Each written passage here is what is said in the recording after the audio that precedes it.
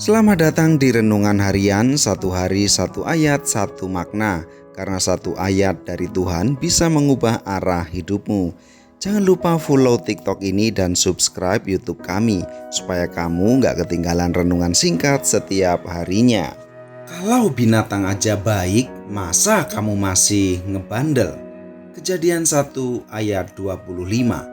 Tuhan menjadikan segala jenis binatang liar dan segala jenis ternak dan segala jenis binatang melata di muka bumi.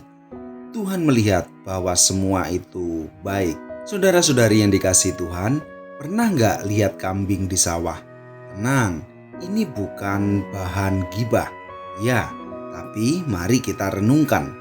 Kambing aja gak pernah nanya, "Tuhan, aku ini siapa?"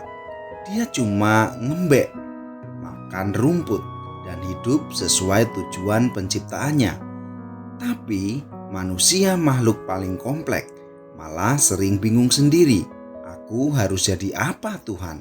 Lucunya di ayat ini Tuhan menciptakan binatang liar, ternak dan binatang melata, dan semuanya baik. Gak ada yang ditolak Tuhan. Bahkan cicak pun dikatakan baik. Padahal kita sering bilang, "Ih, jijik." Jadi apa maksud Tuhan lewat ayat ini? 3 poin penting dari Kejadian 1 ayat 25. 1. Tuhan menciptakan keberagaman dan itu baik. Perhatikan kata segala jenis. Tuhan itu kreatif, bukan minimalis. Dia nggak cuma bikin satu model binatang. Ada yang besar kayak gajah, ada yang kecil kayak semut, ada yang gerak kayak singa, ada yang lucu kayak hamster. Kalau Tuhan aja senang dengan keberagaman binatang, kenapa kamu pingin semua orang jadi kayak kamu? Tuhan aja gak bikin semua hewan jadi kucing.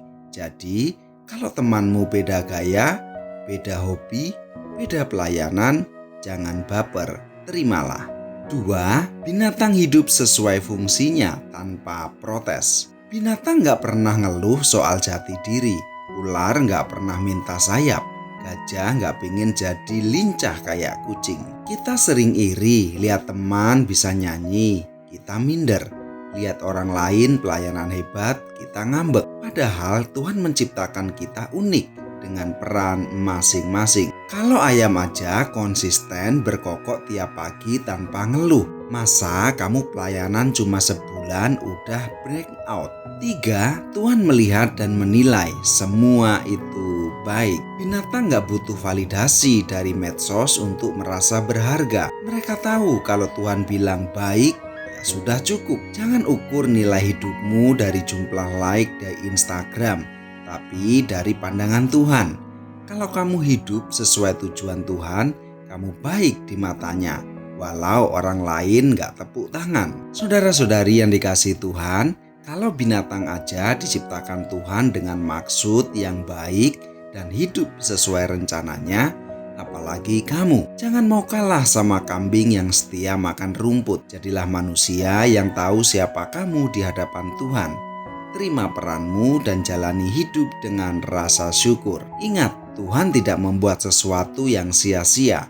Bahkan cacing pun punya tujuan. Jadi kamu juga pasti punya maksud ilahi dalam hidupmu. Kalau Tuhan melihat kamu hari ini, apakah Dia akan berkata, "Itu baik," atau Tuhan masih nunggu kamu sadar jati dirimu?